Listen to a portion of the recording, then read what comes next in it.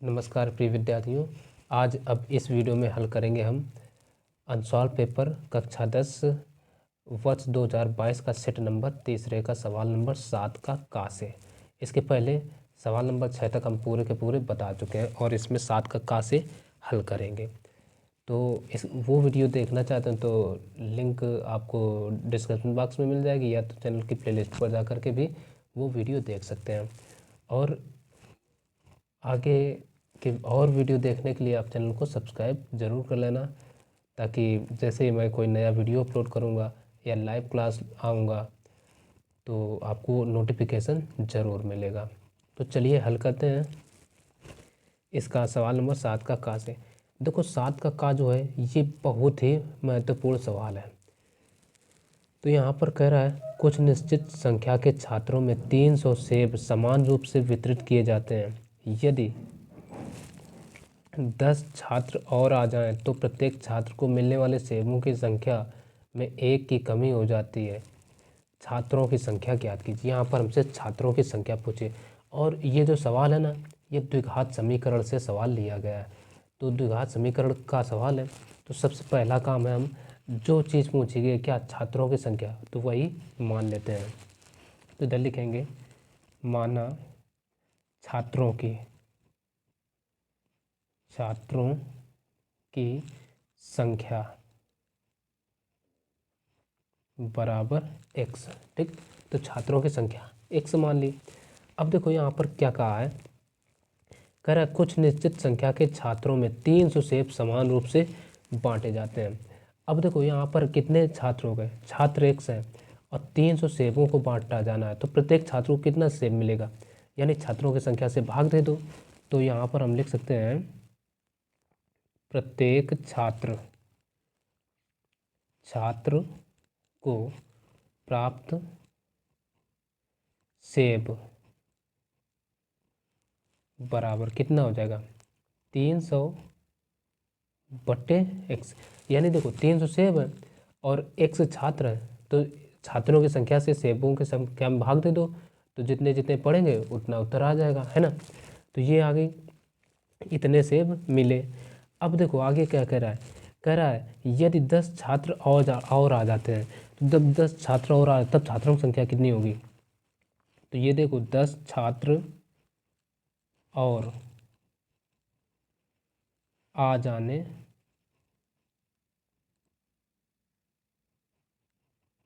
पर छात्रों की कुल संख्या बराबर कितनी हो जाएगी, कुल संख्या है, बढ़ी हुई संख्या कितनी हो जाएगी, x प्लस 10, क्योंकि x थे और 10 और बढ़ गए तो x प्लस 10 हो जाएगा। तो अब क्या होगा, तब अब कितने कितने सेब पड़ेंगे, तब प्रत्येक छात्र को मिला सेब बराबर, यानी ये देखो लैंग्वेज जो लिख रहे हैं ये लिखना ही पड़ेगा। तो भाई अब देखो जब छात्रों की संख्या इतनी होगी और सेब तो 300 ही हैं, तो अब जब 10 छात्र और बढ़ गए तब कितना कितना पड़ेगा। तो सेब तो 300 हैं उसने, और छात्रों की संख्या हो गई इतनी, तो इतने से दे दो भाग, तो x प्लस का कितना हो जाएगा 10, ये हो जाएगा। अब देखो ये भी सेब उतने ही थे और ये भी सेब, ठीक, तो अब सेब ही तो मिल रहा है ना। तो अब देखो यहाँ आगे और पढ़ो, तो आ जाए तो प्रत्येक छात्र को मिलने वाले सेबों की संख्या में, यानी मिलने वाले सेबों की संख्या में 1 की कमी हो जाती है। यानी ये सेब और ये सेब दोनों सेब हैं, अब ये और ये बराबर नहीं है, यानी जब ये इतने इतने सेब प्राप्त हो रहे हैं तब तो पूरे पूरे पड़ रहा है, ठीक है, लेकिन जब इतने प्राप्त हो रहे हैं तो इनको एक सेब कम मिल रहा है, ठीक। तो ये सवाल में यहाँ पर कह रहा है ये, तो क्या कहते हैं आपस में इनको करा देते हैं बराबर। तो यहीं हम लिख देते हैं प्रश्नानुसार। तो देखो ये सेब और ये सेब दोनों को बराबर करा दो। 300 बटे एक्स बराबर 300 बटे एक्स प्लस 10। अच्छा, अब ये बराबर है क्या?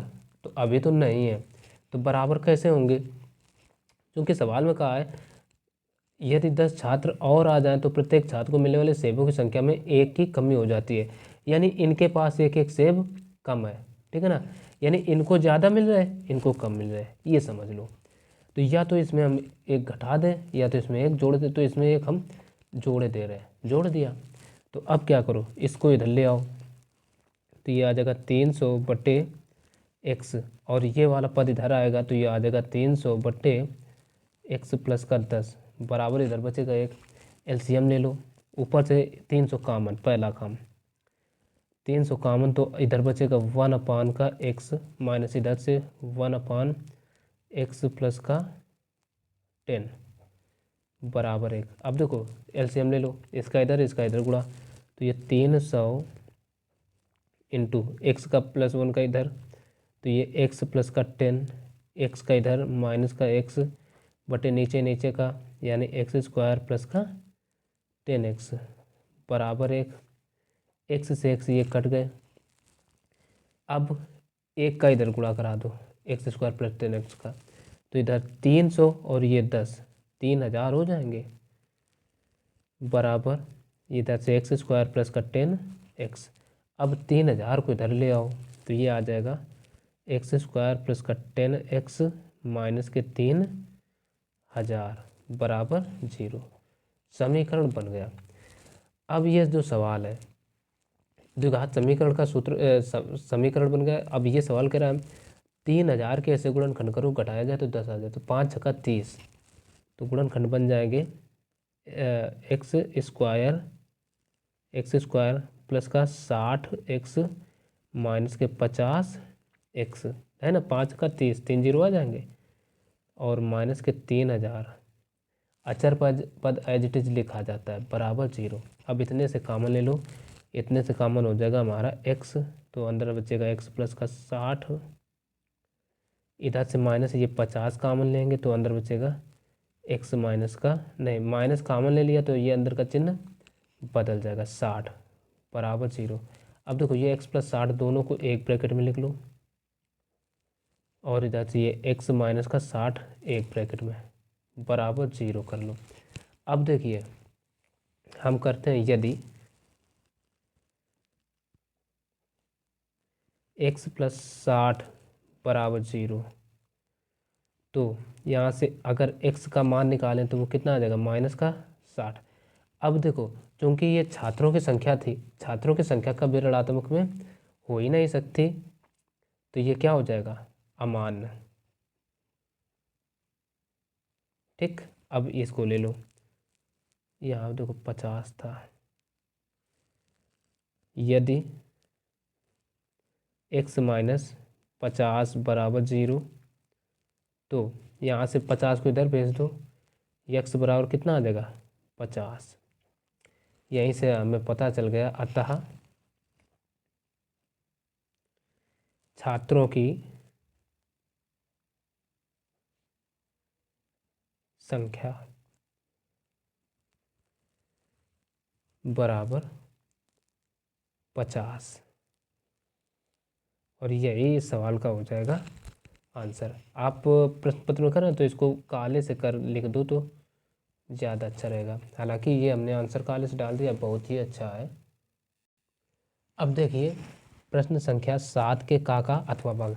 अब देखो प्रश्न पत्र में यदि आपको ये आ रहा है पहला, और ये यानी आ रहा है, यदि दोनों आ रहे हैं, ठीक है, और कम समय मान लो इसमें लग रहा है, तो फिर इसको ना हल करो। यदि ये इसमें कम लग रहा है समय तो इसको ना हल करो, ठीक है ना। अथवा या जो नंबर है उनमें से एक ही प्रश्न में करना होता है, दोनों करोगे तो आपके नंबर चले जाएंगे दोनों के दोनों, ठीक है। तो इस बात का विशेष ध्यान रखिए। लेकिन यहाँ हम आपको हल करके बता रहे हैं, ताकि हम, चूँकि हम हल करवा रहे हैं, पेपर सॉल्यूशन प्रोवाइड करवा रहे हैं ना, तो इसलिए हम दोनों नंबर बता रहे हैं। तो अब देखिए अथवा भाग क्या कहता है, कह रहा है समीकरण 1/x + 4 - 1/x - 7 बराबर 11/23 comma x is not equal to -4, 7 को हल कीजिए। यानी x का मान -4 और 7 नहीं है। ऐसा क्यों कहा है? देखो, अगर यहाँ -4x के बराबर रख दो तो माइनस और प्लस ये कट के 0 हो जाएगा, इसका मान अनंत।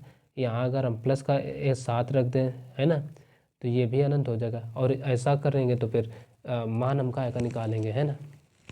तो इसलिए ये रिस्ट्रिक्शन दे देते हैं पहले से ही कि ऐसा नहीं होगा।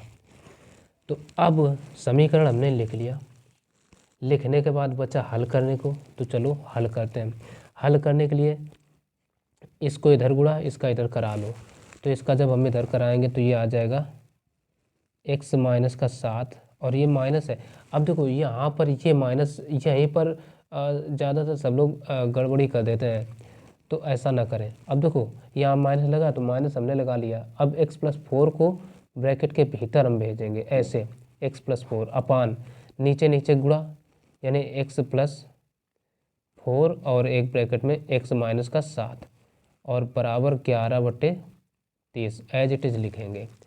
अब देखो, अब ब्रैकेट ओपन करेंगे तो ऊपर से x माइनस का 7 माइनस का x का गुणा कराओ तो -x और माइनस के 4 बटे नीचे नीचे गुणा करा दो तो x में x², अब x का 7 में तो माइनस का 7x, अब 4 का x में तो प्लस का ये 4x, 4 का 7 में तो -7×4 = 28 बराबर 11/30। ये हो गया, x से x ये कट गया तो ये होगा 7×4 = 11 यानी -11 बटे इनको ऐड कर लो, ये x² 7×4 का, यहाँ से देखो 4x प्लस के तो इधर माइनस का फिर 3 बचेगा, 3x, ठीक। और माइनस के 7×4 = 28 एज इट इज लिखें, लिख लो 11/30। अब क्या करो, यहाँ हम तिरक गुणा कराएंगे, या तो 11 से ये 11 कट गए, ठीक, 11 इधर बटे में जाएगा ना तो ये कट गए, तो ये आ गया। इसको चाहे तो हम उलट देते हैं, भाई खटे हैं ना। तो अब इसका चाहो तो देख लो भाई, 11 कम 11 एक बार कटा और एक बार में ये भी दोनों एक एक बार में, तो -1 बटे कितना आ गया x² माइनस का 3x माइनस के 28 बराबर 1/30। तिरक गुणा करा लो, इसका इधर इसका इधर, तो इसका जब इधर कराएंगे तो ये आ जाएगा -30 बराबर इसका इधर, तो ये x² माइनस के 3x माइनस के 28।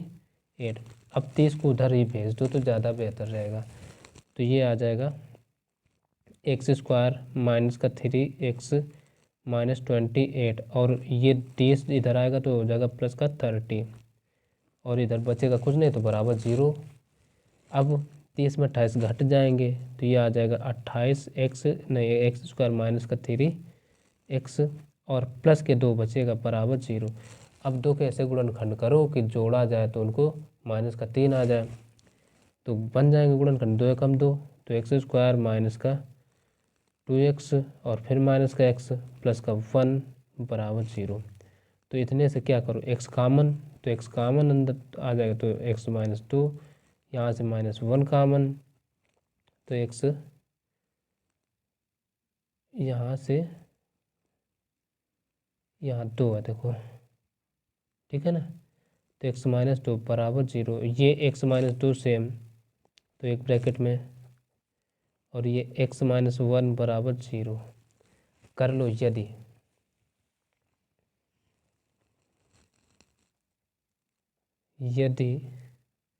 x माइनस 2 बराबर 0 तो यहाँ से x बराबर कितना आ जाएगा 2। एक बार इसको कर लो, यदि x माइनस 1 बराबर 0 तो x बराबर 1 ये आ जाएगा। तो हम कह सकते हैं अतः x बराबर 1, 2, यही इस सवाल का आंसर हो गया, ठीक है। और इसी तरीके से हम इस सवालों को लिखा जाता है। तो आशा है ये सवाल अच्छे से समझ में आया होगा। तो अब अगला नंबर सवाल देखेंगे। अब देखिए अगला नंबर यानी प्रश्न संख्या 7 का खा, क्योंकि ये 7वां सवाल चल रहा है और 7 का खा कह रहा है चित्र में यदि ए बी लंब बी सी और डी ई लंब ए सी तो सिद्ध कीजिए कि त्रिभुज ए बी सी समरूप त्रिभुज ए ई डी। यानी ये चित्र दिया गया है, ये जो ए बी है बी सी पर लंब है ना। देखो कहा है ए बी लंब बी सी और फिर कहा है डी ई लंब ए सी, ये जो डी ई भुजा है ए सी पर लंब है, इतना दे दिया है। तब कह रहा है ए बी सी समरूप ए ई डी, ये हमें सिद्ध करना है। तो चलो हल कर लेते हैं, ठीक है ना। तो सबसे पहले जो चीज़ें हमें दी गई हैं उनको लिख लेते हैं, ऐसे लिख लिया और जो सिद्ध करना है वो लिख लेते हैं। अब बचा उत्पत्ति या आप हिंदी में हल लिख सकते हैं, ठीक। तो चलो हमने उत्पत्ति डाल दिया, चित्र जो दिया है चित्र बना लेते हैं।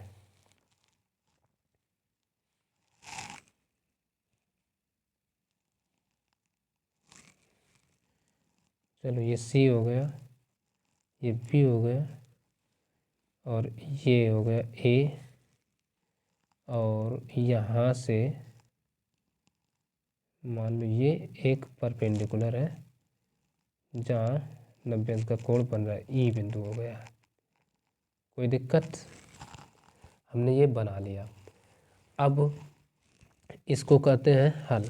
तो सबसे पहले ये चीज़ समझ लो, ये 90 अंश का होगा और इधर ये भी 90 अंश का होगा, ये इतना पहले समझिए।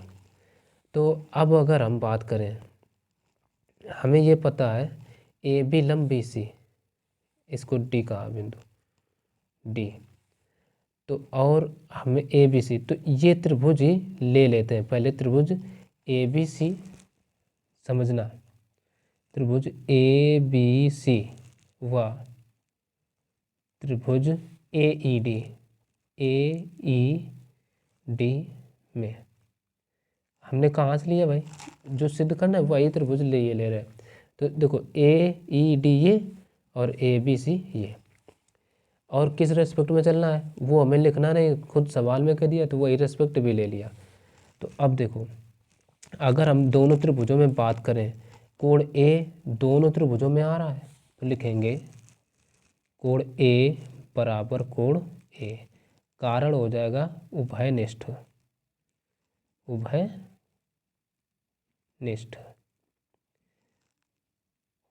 अब देखो ए की अगर बात करें, ये कोण त्रिभुज ए डी ई में भी और ए बी सी में दोनों में आ रहा है तो इसलिए उभयनिष्ठ हो गया। अच्छा अब को बात करते हैं कोण ए बी सी, कोण ए बी सी बराबर किसके होगा, कोण ए ई डी के, कोण ए ई डी के बराबर क्यों हुआ, तो कारण में लिख दीजिए प्रत्येक 90 अंश का है। देखो चाहे ये इस ए ई डी की बात करें और ए बी सी दोनों 90 अंश के हैं तो इसमें लग जाएगी डबल ए समरूपता, क्योंकि यदि किसी भी दो त्रिभुजों में दो कोण बराबर है तो तीसरा कोण अपने आप बराबर होगा, तो डबल ए समरूपता लगा सकते हैं। तो ए समरूपता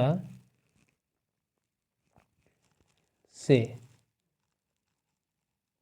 ठीक, त्रिभुज ए बी सी समरूप हो जाएगा त्रिभुज ए ई डी के, और यही तो हमें प्रूव करना था, जो कि प्रूव्ड हो गया, ठीक। ये बात आप यहाँ पर समझ सकते हैं। अब देखते हैं सवाल नंबर इसी का सेकंड में क्या कह रहा है। देखो कह रहा है चित्र में ए बी सी एक त्रिभुज है जिसमें कोण ए बराबर 90 अंश तथा ए डी लंबी सी है, तो सिद्ध कीजिए कि ए डी स्क्वायर बराबर B D dot C D, ठीक है। ये चित्र दे रखे हैं, तो इसमें हमें क्या करना है, सबसे पहला काम है चित्र बना लेना, ठीक। तो ये चित्र बना लिया और जो चीज़ें दी गई हैं उसको देखो लिख लिया, ए कोण ए बराबर 90 अंश ए डी लंबी सी, और जो सिद्ध करना है वो लिख लिया। अब कहते हैं हल।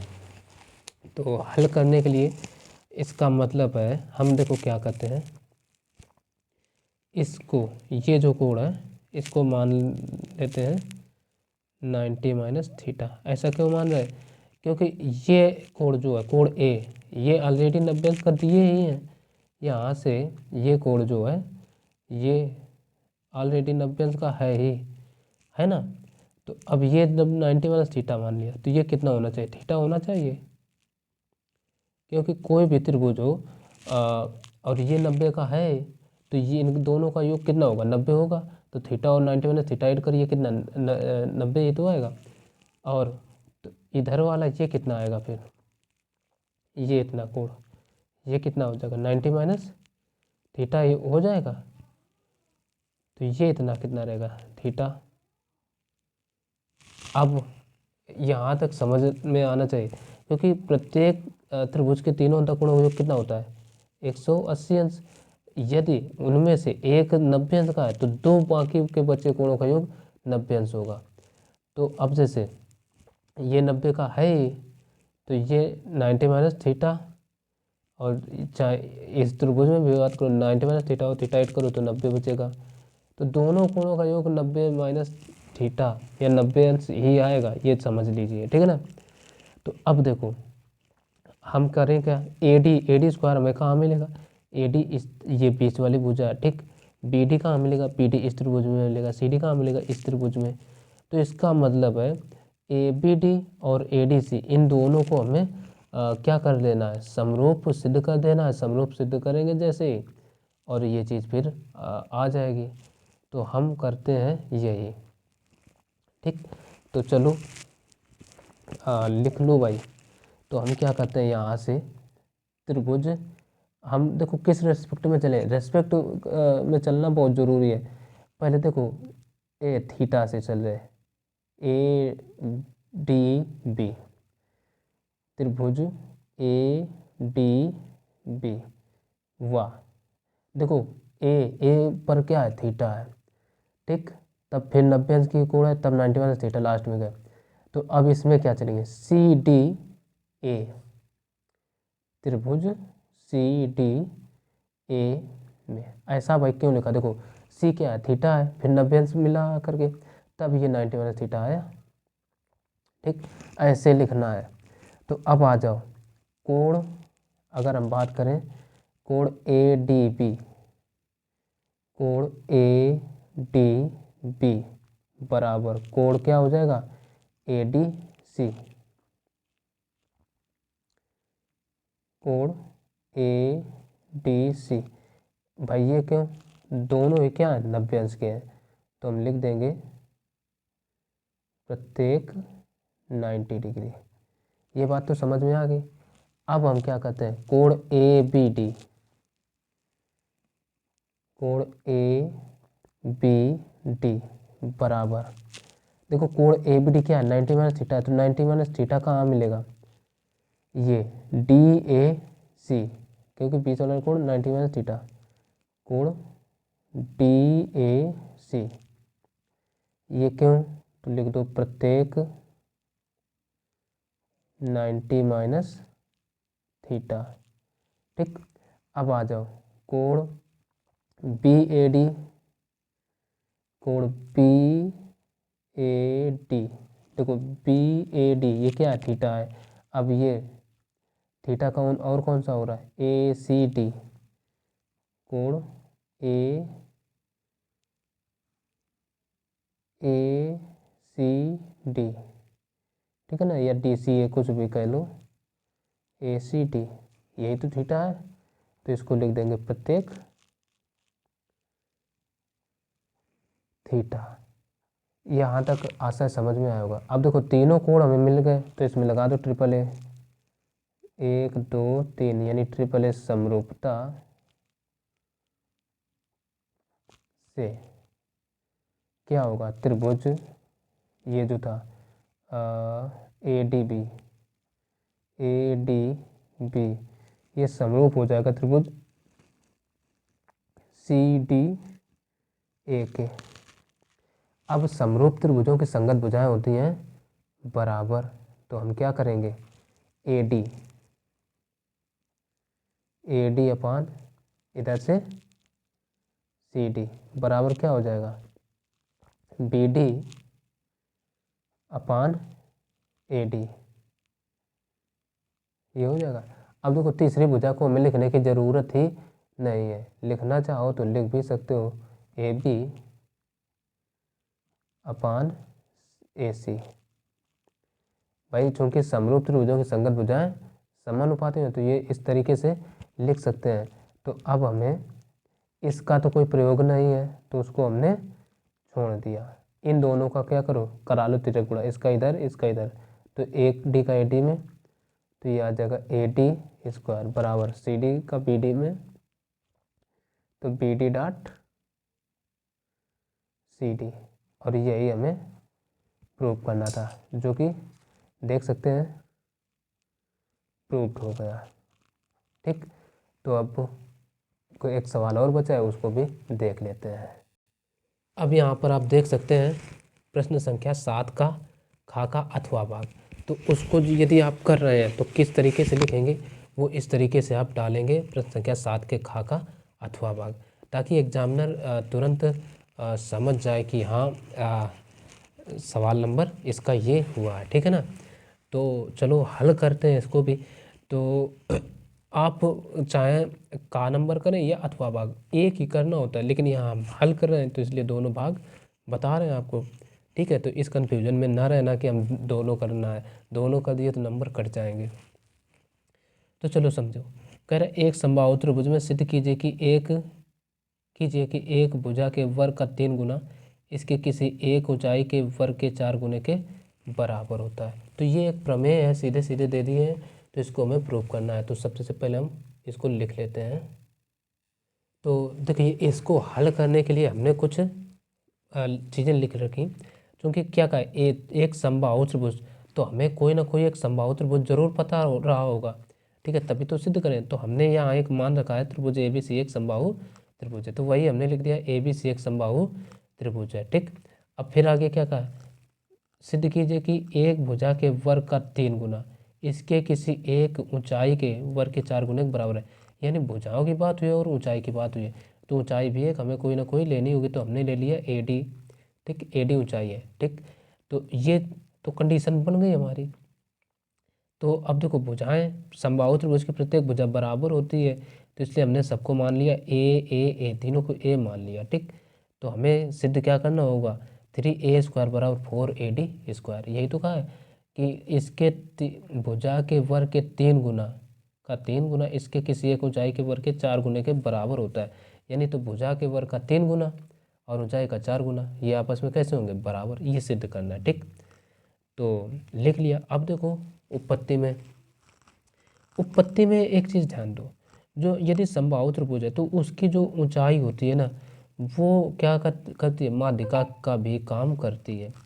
तो ये यहाँ से यहाँ तक A है, तो ये इतनी पूरी कितनी हो जाएगी, A/2 हो जाएगी यहाँ तक। ठीक, ये समझ लो। तो अब हम ले लेते हैं त्रिभुज ABD में, त्रिभुज ABD में भाई बस ये चीज़ समझ लेना है, त्रिभुज की जो ऊंचाई होगी वो माध्यिका का भी काम करेगी। माध्यिका होती है सामने की भुजा, जिस शीर्ष से डाला जाता है वो लंब उसको बराबर 2 भागों में बांट देता है, जितना ये उतना ये, यानी A/2 वाला भाग ये भी हो जाएगा। ठीक, तो हम त्रिभुज ABD में ले रहे हैं, तो लगा देते हैं पाइथागोरस प्रमेय में। पाइथागोरस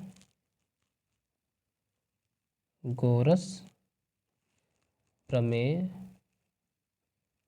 से, तो चलो पाइथागोरस प्रमेय लगाओ। तो पाइथागोरस प्रमेय क्या होती है, कर्ण का वर्ग, कर्ण क्या है AB, तो AB स्क्वायर बराबर क्या हो जाएगा, AD स्क्वायर यानी लंब का स्क्वायर। ठीक है ना, तो AD square plus BD square, ये हो जाएगा। तो AB का मान क्या है, A है, रख दो। तो A स्क्वायर बराबर AD क्या है, AD ही है, उसको कुछ नहीं माना है, तो प्लस BD क्या है, A स्क्वायर बाई,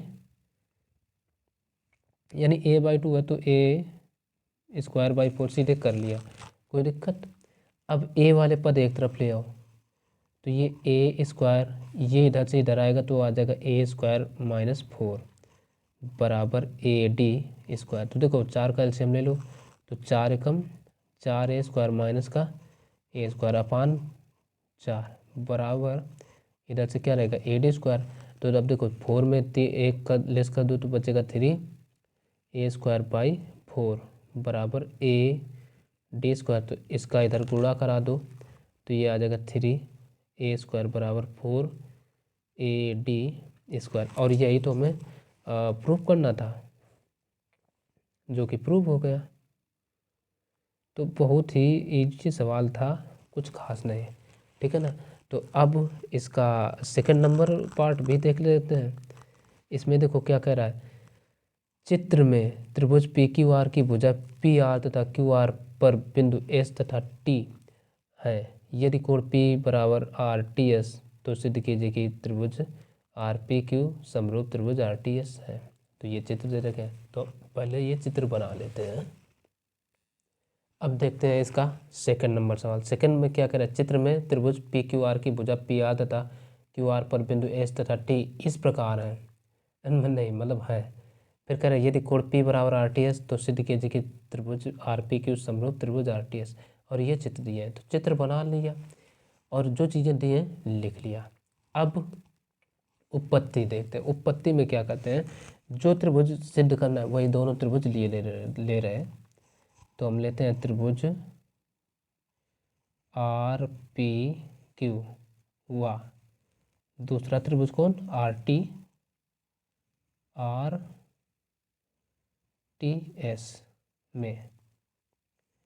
तो देखो आर पी क्यू कौन, आर पी क्यू ये बना और आर टी एस ये बना, ठीक, इस रेस्पेक्ट में लिया। तो अब सबसे पहले देखो दोनों त्रिभुजों में कोण आर बराबर कोण आर, भाई कोण आर ये दोनों त्रिभुजों में आ रहा है, उभयनिष्ठ है। तो कारण में लिख दो उभयनिष्ठ, ठीक, ये हो गया। अब और एक चीज़ देखो, कोण हमें दे रखा है पी ए, कोण पी बराबर कोण आर टी एस, यानी आर टी एस बराबर कोण आर टी एस। ये कैसे बराबर हुआ, ये हमें पहले से ही पता है, यानी कारण में लिख देंगे दिया है, ठीक। तो दो कोण पता हो गए, दो त्रिभुज का कोई भी और समरूप सिद्ध करना हो तो बड़े आसानी से हो जाएंगे डबल ए सिमिलरिटी से, ठीक है ना। तो हम लिख सकते हैं कोण यानी ए समरूपता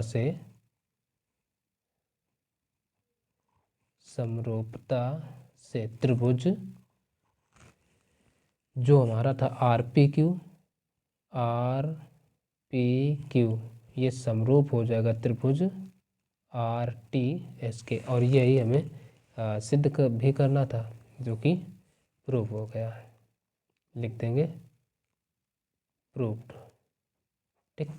तो आशा है ये सवाल 7वें नंबर के पूरे अच्छे से समझ में आए होंगे।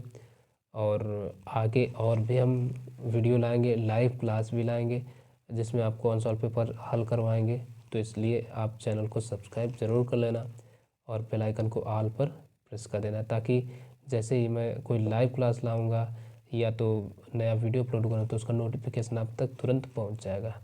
तो चलिए मिलते हैं फिर अगली वीडियो में, तब तक के लिए खुश रहिए, स्वस्थ रहिए और मुस्कुराते रहिए।